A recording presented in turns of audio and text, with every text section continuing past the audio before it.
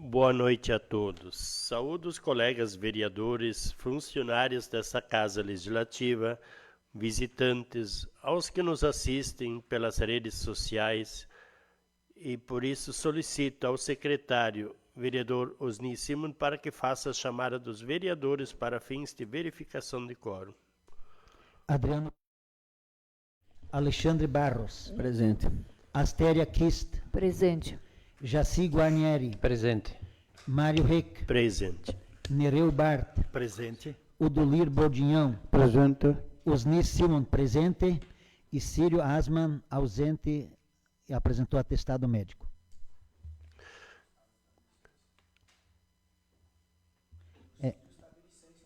Isso, então, para já justificar para as próximas sessões, né, o vereador Círio, ele encontra-se afastado por 90 dias por ter atestado médico, né? Então ele vai ficar afastado durante esse período dos trabalhos legislativos.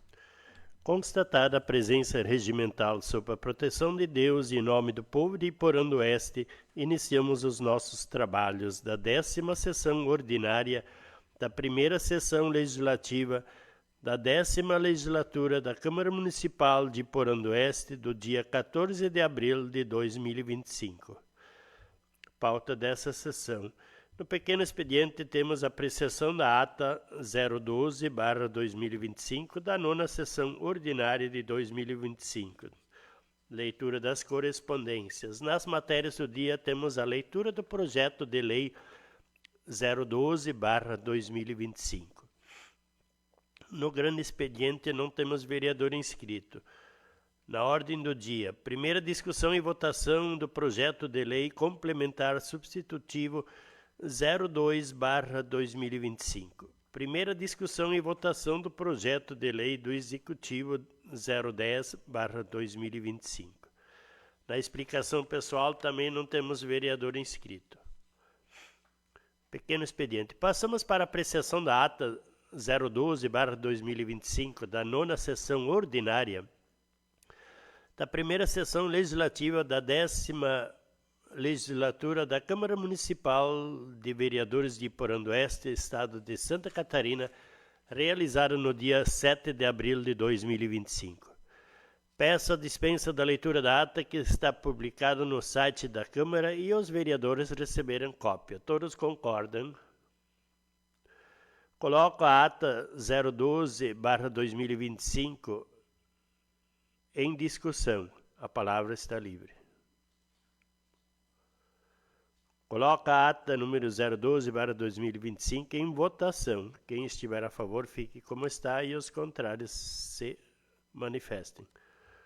Aprovada. Leitura das correspondências. Solicito ao secretário vereador Osni para que faça a leitura das correspondências.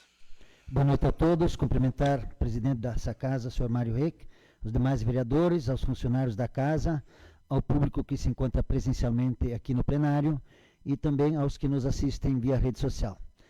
Correspondências. Ofício Gabinete Prefeito número 090/2025. Iporã do Oeste, Santa Catarina, 14 de abril de 2025. Excelentíssimo senhor Mário Rick, presidente da Câmara Municipal de Vereadores Iporã do Oeste, Santa Catarina. Senhor presidente, cumprimentando cordialmente, sirvo-me do presente para encaminhar a Vossa Excelência o seguinte projeto de lei. Projeto de lei número 012, de 7 de abril de 2025. Altera a Lei Municipal número 839, de 24 de junho de 2002, que autoriza a implantar no município o Programa de Proteção de Fontes de Água e dá outras providências. Aproveito a oportunidade para renovar protestos de elevada estima e consideração. Atenciosamente, Michel Nidelbart, prefeito. Outra correspondência vem da Federação das Câmaras de Vereadores de Santa Catarina, ofício número 23/2025, Florianópolis, Santa Catarina, 8 de abril de 2025. Excelentíssimos senhores vereadores e também presidente da Câmara Municipal de Iporã do Oeste, Federação das Câmaras de Vereadores de Santa Catarina, UVESC. Referente, atenção para a apuração do cumprimento das metas intermediárias do marco legal do saneamento básico, Lei número 14.026 de 2020. Excelentíssimos senhores, excelentíssima senhora e presidente da Câmara Municipal, A Federação das Câmaras de Vereadores de Santa Catarina, UVESC, entidade associativa e representativa das câmaras municipais do Estado de Santa Catarina, há mais de 50 anos, vem, através do presente, alertar os presidentes das câmaras municipais de Santa Catarina para a necessidade de atenção à apuração do cumprimento das metas intermediárias do Marco Legal do Saneamento Básico, Lei número 14.026 de 2020, pelos municípios, conforme expõe a seguir. Desde o ano passado, a UVESC tem se dedicado a incluir na pauta do Legislativo Municipal Catarinense o debate sobre o saneamento básico. Um dos resultados desse movimento foi a aprovação de moção direcionada à Assembleia Legislativa do Estado de Santa Catarina, a LESC, que solicitava a inclusão dos legislativos municipais no debate sobre o modelo de regionalização da prestação de serviços de água e saneamento, tendo em vista o risco de perda da autonomia municipal na gestão desses serviços. O posicionamento adotado pela UVESC contribuiu para a retirada de pauta do projeto de lei 0040/2023 para a rediscussão de seus termos pelo Governo do Estado de Santa Catarina e pela LESC. A questão, todavia, permanece relevante. O Marco Legal do Saneamento, Lei número 14.026 de 2020, criou uma série de obrigações aos ordenadores primários, prefeitos, titulares do Serviço de Saneamento Básico. Dentre elas, estabeleceu metas de cobertura de água e esgoto e índices de qualidade de serviço, visando a universalização da prestação de serviços de saneamento, água e esgoto em todo o território brasileiro. A principal delas foi a necessidade de incrementar a cobertura de esgotamento sanitário em até 90% até o ano de 2033, nos termos do artigo 11b do Marco, acrescido pela Lei número 14.026 de 2020. A legislação prevê uma apuração parcial das metas, cuja primeira avaliação ocorrerá a partir de julho de 2025. Esse é um ponto de atenção, considerando que o Estado de Santa Catarina figura entre as últimas posições na cobertura de esgotamento sanitário do país. 207 dos 295 municípios não possuem rede de coleta de esgoto, segundo o projeto Saneamento Desafios de Santa Catarina, do Núcleo de Dados do Grupo ND. Essa situação merece a atenção do Legislativo catarinense, tendo em vista que, assim como o descumprimento de metas e despesas obrigatórias nas áreas de saúde e educação, o descumprimento das metas de cobertura de saneamento pelos municípios, inclusive em sua apuração intermediária, pode ser considerado causa de responsabilidade civil, administrativa e penal, além de poder causar a inelegibilidade dos gestores públicos municipais, nos termos da linha G, rejeições de contas, do artigo 1º da Lei da Ficha Limpa. Cabe ao gestor público municipal exigir e obrigar que o prestador de serviço de água e esgoto atenda ao cumprimento das metas estabelecidas pelo marco legal, sendo prestado diretamente pelo município ou por um prestador contratado. O cumprimento dessa obrigação deve ser objeto de fiscalização do Legislativo Municipal. Não por acaso, órgãos de controle do Estado, como o Tribunal de Contas de Santa Catarina e o Ministério Público, têm realizado o levantamento de dados e análises do tema, para avaliar o cumprimento das metas e tomar providências para o caso de descumprimentos. Em razão de todas essas questões, a Federação das Câmaras de Vereadores de Santa Catarina, UVESC, considera importante alertá-los, mantendo o assunto de vital importância para a população catarinense sob a atenção dedicada dos membros dos legislativos municipais. Havendo necessidade de esclarecimentos complementares, permanecemos à disposição. Atenciosamente, Marcilei Vignati, presidente da UVESC. Eram essas as correspondências, senhor presidente. Matérias do dia. Solicita ao secretário vereador Osni Simon a leitura do projeto de lei 012/2025. Projeto de lei número 012, de 7 de abril de 2025. Altera a Lei Municipal número 839, de 24 de junho de 2002, que autoriza a implantar no município Programa de Proteção de Fontes de Água e dá outras providências. O prefeito do município de Porão do Oeste, Estado de Santa Catarina, no uso de suas atribuições legais que lhe são conferidas, submete à apreciação da Câmara Municipal de Vereadores o presente projeto de lei ordinário.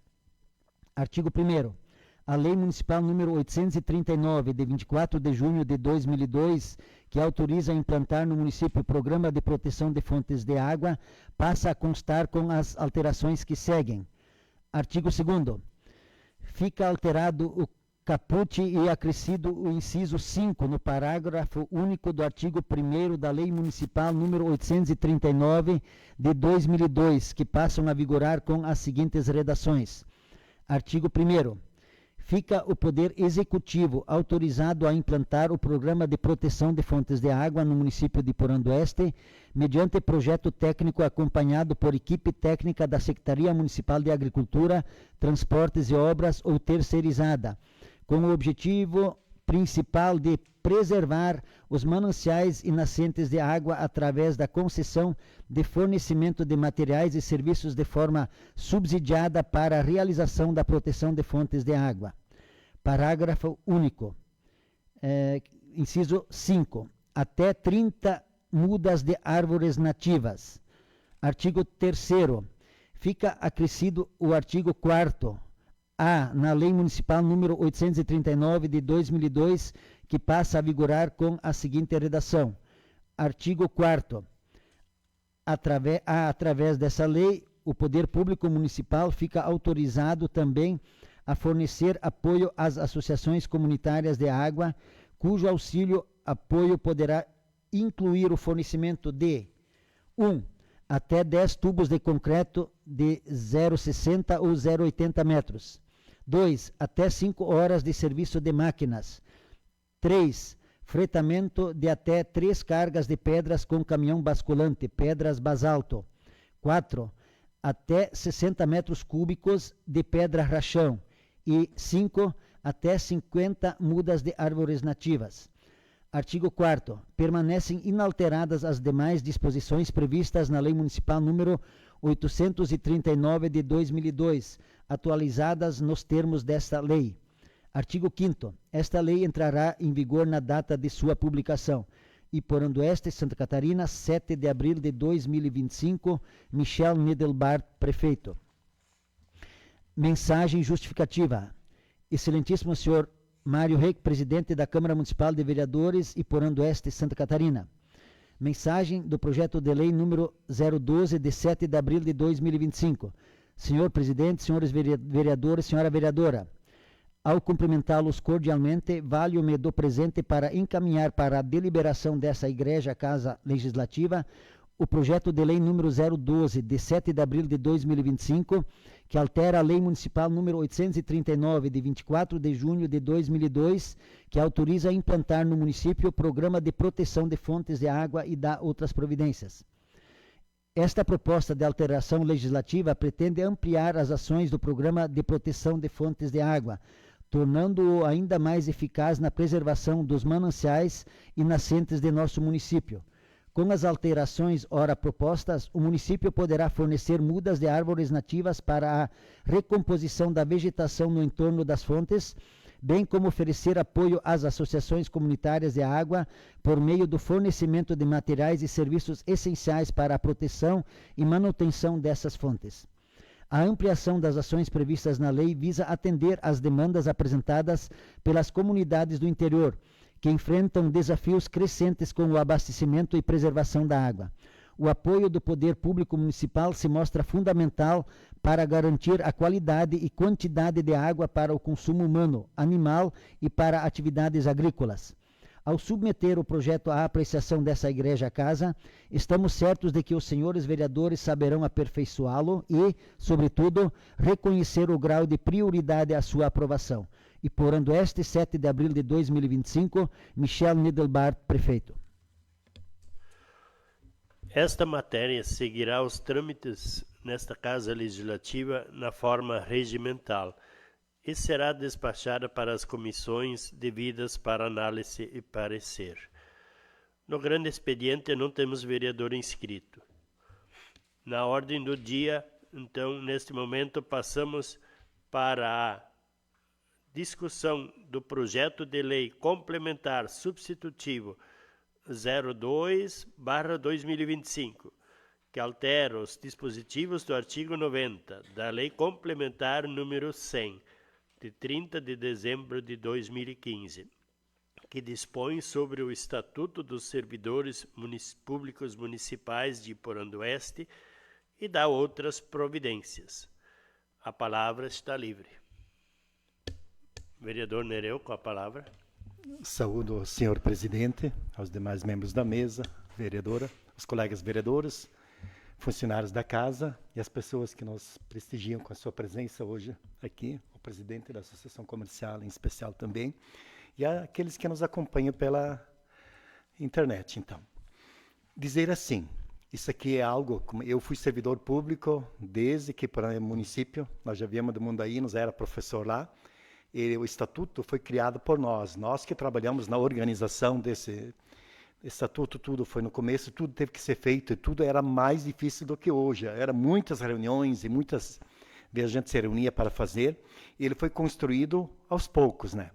E essa é uma questão, quanto à licença-prêmio, quando a gente fala, isso era às vezes não se tinha o entendimento certo, e às vezes dificultava também. Eu me lembro quando a gente assumia talvez um cargo, comissionado, alguma coisa, como efetivo, às vezes tu precisava tirar uns 15 dias, isso não era permitido. A licença-prêmio ou era 30 dias, ou não tirava, ou se fazia, então era algo que não era previsto. Muitas vezes se fazia, mas não era previsto em lei. Então, essa lei vem clarear, então, deixar bem claro o que pode, o que não pode. Ela vai permitir que sejam tiradas 15, 30, 60 ou inclusive 90 dias, quem tem 3 meses. E outra coisa também que foi agora deixado mais claro, que é permitido no máximo 2 acumulações. Tem gente que vai acumulando, e por fim tem lá um ano inteiro para tirar, e às vezes aí a pecúnia também não era tão clara. Hoje está previsto. Quem tem direito vai poder, na hora de se aposentar, vai receber o que tem de direito. Aquilo que mesmo é imparcial. Se a pessoa trabalhou 4 anos, porque isso é cada 5 anos dá direito a 3 meses de licença-prêmio. Trabalhou 4 anos, então seria proporcional.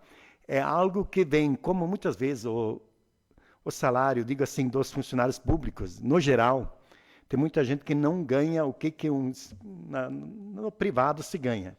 Então, isso é uma forma de beneficiar. Eles não têm fundo de garantia, funcionário público não tem isso. Quando sai, é o salário e pronto. Então, pelo menos, quem tem alguma licença-prêmio tem algum recurso a mais. Por isso, eu acho muito, muito importante esse projeto. E já existe, a licença-prêmio sempre existia, só que não era claro nesse sentido. Eu, quando me aposentei como professor, eu sei que perdi 1 mês inteiro que eu deixei, porque era permitido pagar 1 mês em pecúnia, os outros tinham que ser usufruídos, mas como eu queria concluir o trabalho, eu tinha responsabilidade com a minha turma que estava trabalhando, eu não pude, eu perdi esse 1 mês. Hoje, agora, do jeito que está agora colocado, e quem entrar na justiça, naquela época a gente não entrava, mas hoje tem gente que já procurou a justiça para requerer seus direitos, e eu acredito que vai conseguir, mesmo sem essa lei, mas essa lei vem então clarear e vai acrescentar muito para nossos funcionários públicos do município. Obrigado, presidente. Continua livre a palavra.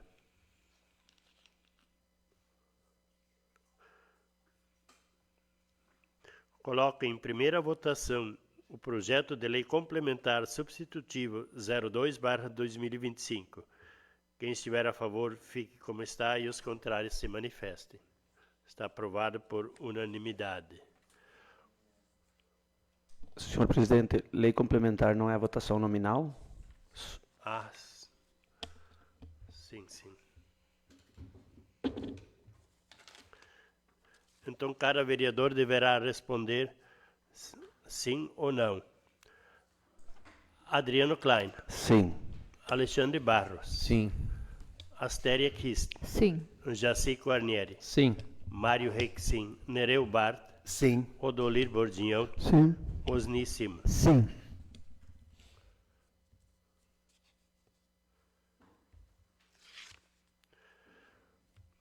Então está aprovado por unanimidade. Coloco em primeira discussão o projeto de lei do Executivo 010/2025, que dispõe sobre o programa de coleta de materiais recicláveis e não recicláveis, inorgânicos, nas propriedades rurais do município de Iporã do Oeste e das outras providências. A palavra está livre. Senhor presidente, Vereador Adriano, com a palavra. quero cumprimentar o senhor presidente, os demais colegas vereadores, funcionários dessa casa, o público que se faz presente e o público que nos assiste nas redes sociais. Falar desse projeto de lei. Primeiro, eu vou falar do projeto anterior a esse, que é a lei a número 1989 de 2022, que falava também da coleta de lixo no interior. Mas essa lei só falava do lixo reciclável. Então, a empresa que foi contratada pela prefeitura, com todo o direito, recolhia os materiais somente recicláveis, porque a lei dava amparo a ela a fazer isso aí.